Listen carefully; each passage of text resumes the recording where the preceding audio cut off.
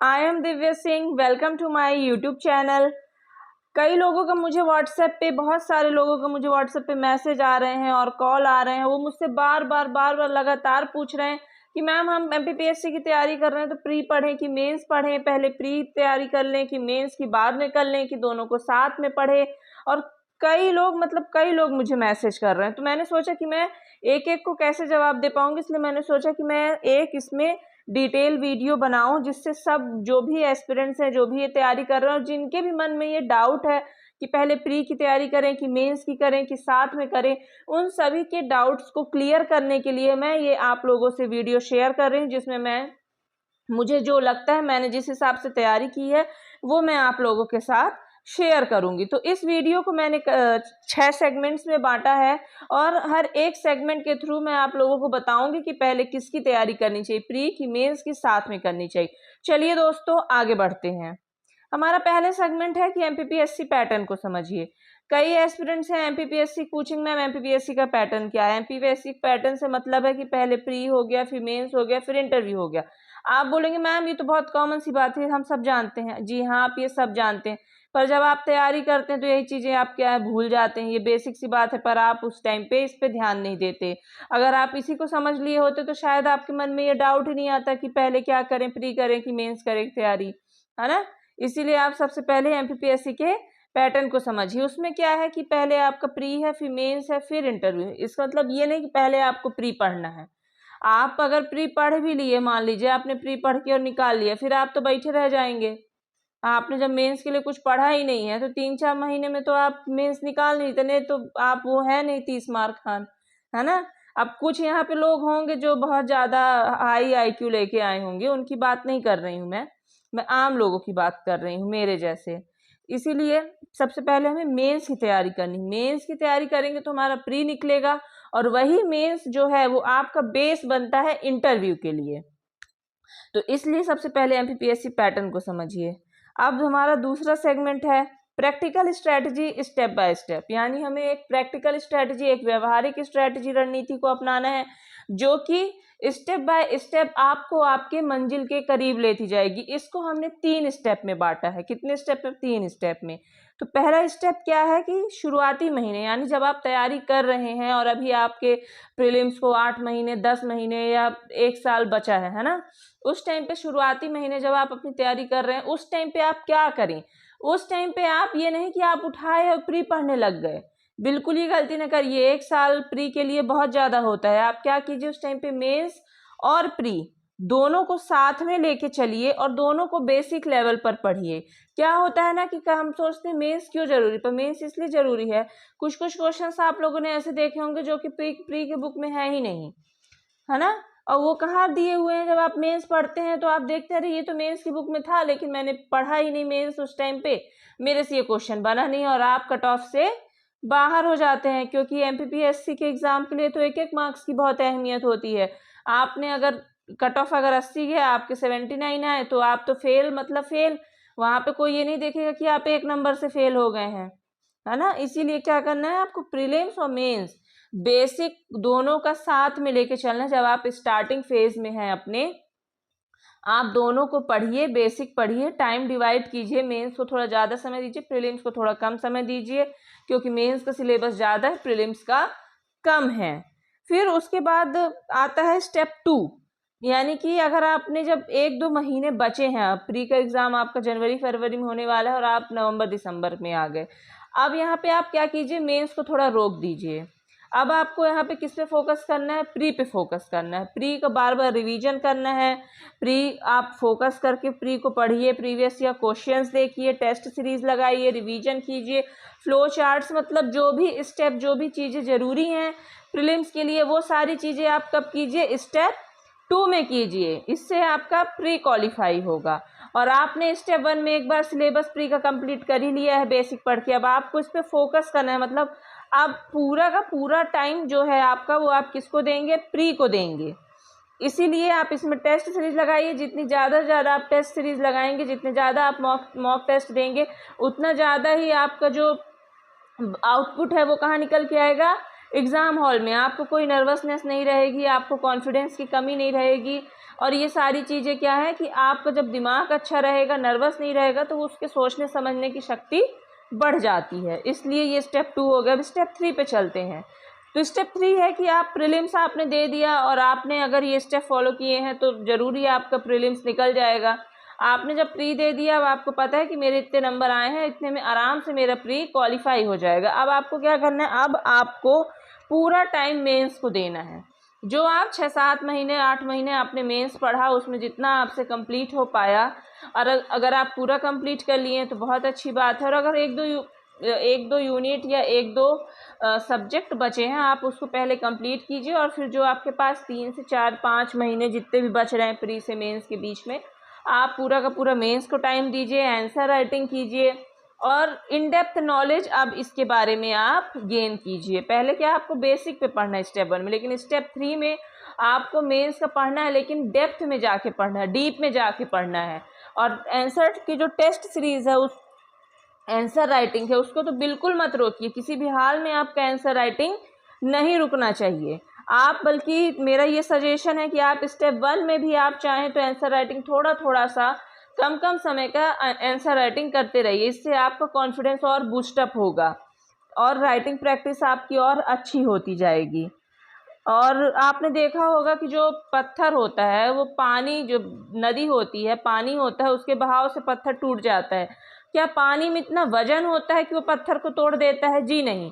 वो पत्थर कैसे टूटता है? पानी जब बार बार वहाँ से बहता है और बार बार अपना वजन उस पर जाता है, उसका बहाव फोर्स उस पर लगता है, तब जाके कहीं वो पत्थर टूटते हैं।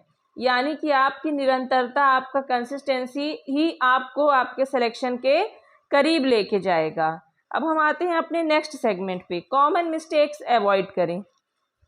कई बच्चे क्या होते हैं कि प्रीलिम्स में ही उलझे रह जाते हैं, वो सिर्फ प्रीलिम्स की ही तैयारी कर रहे हैं। और फिर क्या होता है, एग्ज़ाम हॉल में जब वो प्रीलिम्स की तैयारी करके जाते हैं, प्रीलिम्स उनका अच्छा निकल गया, अब उनके अच्छे नंबर आ गए, अब लेकिन उनके पास सबसे बड़ी प्रॉब्लम क्या बची कि हमारे पास मेंस के लिए जो समय है वो 4 से 5 महीने का है। वो कोविड वाला टाइम गया, उस टाइम पे बहुत समय मिल जाता था कि आप मेंस की तैयारी कर लें, लेकिन अब आपको 3 से 4 महीने ही आपको मेंस के लिए मिलने हैं।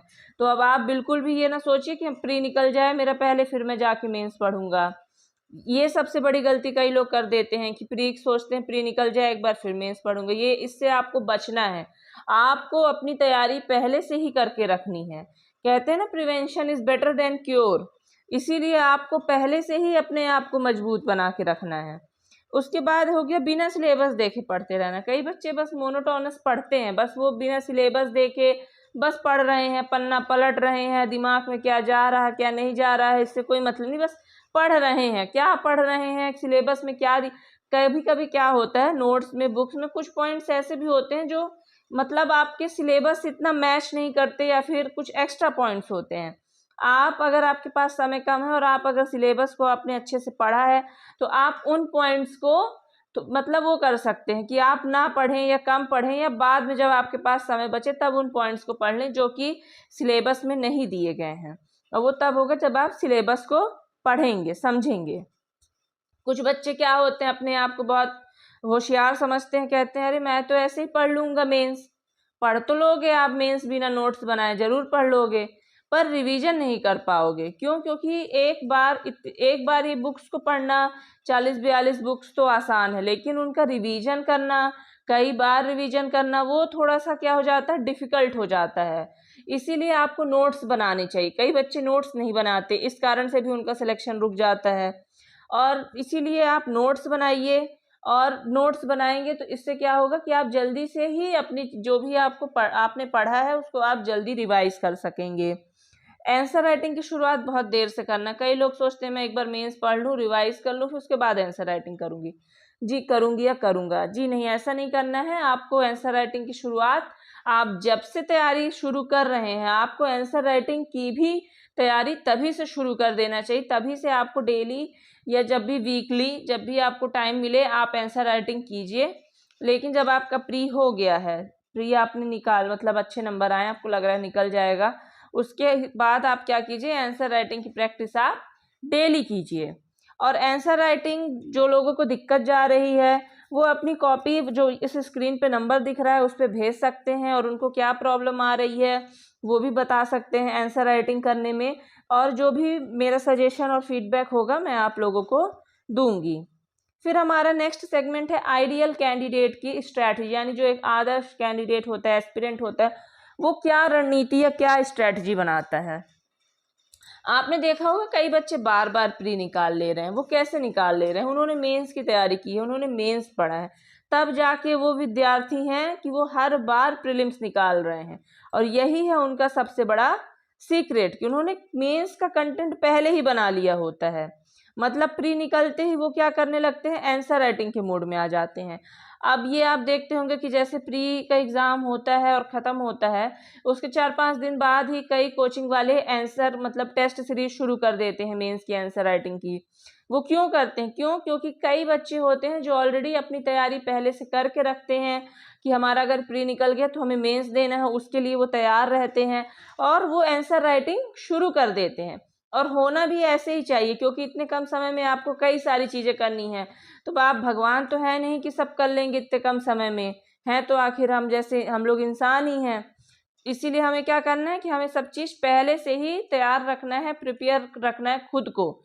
इसीलिए हमें पहले से ही मेंस प्री के साथ साथ में मेंस को भी कंप्लीट करते जाना है। फिर है 5वां सेगमेंट हमारा एमपीपीएससी का प्री मेंस साइकिल। समझिए कई बच्चे क्या होते, प्री की तैयारी किए, फिर प्री से बाहर हो गए, फिर प्री की तैयारी किए, फिर प्री से बाहर हो गए। कई बच्चे प्री की तैयारी किए, पास हो गए, लेकिन वो मेंस दिए पर अब वो उनके पास समय ही नहीं था कि उनका मेंस ही नहीं क्वालिफाई हो पाया। इस साइकिल को समझिए, और जो स्मार्ट स्टूडेंट होता है, जो होशियार बच्चा होगा, वो क्या करेगा, इस साइकिल से बाहर सोचेगा। वो ये सोचेगा कि मेरे को ये प्री मेंस के चक्कर में नहीं पढ़ना है, मुझे क्या करना है, मुझे अपनी एक अलग स्ट्रैटेजी बनानी है। मुझे प्री और मेंस जब मैं स्टार्ट करूं तभी से मैं मेंस पढ़ने लगूं, और जब प्री के एग्ज़ाम को टाइम पास में आ जाए, 2 से 3 महीने बचे, उस टाइम पे मुझे मेंस की पढ़ाई क्या करनी है, बंद करनी है, और प्री पे पूरा पूरा फोकस करना है। यानी मैं जितना भी टाइम पढूं पूरा प्री में लगा दूं। तो इस साइकिल से आपको बाहर आना है और अपनी तैयारी को मजबूत करना है। अब हमारा नेक्स्ट सेगमेंट है सेगमेंट 6, इंटीग्रेटेड प्रिपरेशन कैसे करें। अब आप देखेंगे कि जो मेंस होते हैं और प्री, उसमें क्या होते हैं, कई सारे सब्जेक्ट एक से होते हैं, जैसे हिस्ट्री हो गया, ज्योग्राफी हो गया, पॉलिटी हो गया, इकोनॉमिक्स हो गया। ये सारे क्या हैं कि ये आपके प्री में भी हैं और मेंस में भी हैं। अब हिस्ट्री में भी आपने देखा होगा कई ऐसे पॉइंट हैं, जैसे कि हिस्ट्री में एंशियंट हिस्ट्री हो गया, मेडिवियल हो गया और मॉडर्न हिस्ट्री, और ऐसे ही प्री में भी वही सारी चीज़ें हैं जो कि लिंक हो रही हैं, जो कि एक जैसे हैं। ज्योग्राफी, पॉलिटी, इकोनॉमिक्स सब में इनको आप क्या कीजिए, पढ़िए। जैसे आप मेंस के लिए क्या कीजिए, कॉजेस ऑफ रिवॉल्ट ऑफ 1857 पढ़ लिए, है ना, कि जो 1857 की क्रांति हुई थी, विद्रोह हुआ था, उसके क्या कारण थे, ये आप मेंस के लिए पढ़ेंगे, समझेंगे। लेकिन प्री के लिए आपको ये नहीं पढ़ना है। प्री के लिए आपको क्या पढ़ना है कि 1857 की क्रांति कब हुई, उसका नेतृत्व किसने किया, उसका लीडर कौन था, कौन सी जगह पे हुआ, प्लेस, ये सारी चीज़ें आपको प्री के लिए करनी। यानी आप अपना इंटीग्रेटेड प्रिपरेशन के हिसाब से स्ट्रैटेजी बनाइए और उस हिसाब से आप पढ़िए। और अगर आप ऐसा करेंगे आपका समय भी बचेगा और आप ज़्यादा बेहतर तैयारी कर सकते हैं। और आप मेंस प्री के साथ पढ़ेंगे, कई सारे ऐसी डाटा होते हैं, चीज़ें होती हैं जो कि प्री की बुक में नहीं रहती, पर मेंस की बुक में वो चीज़ें रहती हैं। कई जगह के नाम हो गए, जैसे उज्जैन का नाम हो गया, आप प्री की बुक में पढ़ेंगे सिर्फ अवंती मिलेगा, पुराना नाम था। लेकिन जब आप मेंस में पढ़ेंगे तो उसमें, मेंस की बुक में पढ़ेंगे, उसमें आपको 4 से 5 नाम मिलेंगे उज्जैन के पुराने नाम। और वही फिर एमपीपीएससी प्री में क्वेश्चन आ जाता है कि इसमें से क्या नाम है, और हम सोचते हैं अरे यार ये तो प्री की बुक में था ही नहीं, ये तो मतलब कहाँ से पूछ दिए, सिलेबस में ही नहीं था, इसीलिए ये सारी चीज़ें होती। जबकि वो सिलेबस में था लेकिन हमारे प्री की बुक में नहीं था, वो मेंस की बुक में है, जहाँ पे हमें इन डेप्थ नॉलेज गेन करनी है। और अगर प्री और मेंस दोनों का समन्वय बना के चलेंगे तो निश्चित ही तौर पे आप सिलेक्शन के बहुत करीब जाएंगे और अगर आपको ये वीडियो अच्छा लगा हो, जो मैंने आप लोगों को सजेशन दिए हैं, मैंने आप लोगों को जो अपना एक्सपीरियंस बताया अच्छा लगा हो, तो इस वीडियो को लाइक कीजिए, शेयर कीजिए, कमेंट कीजिए और चैनल को सब्सक्राइब कीजिए। Thank you.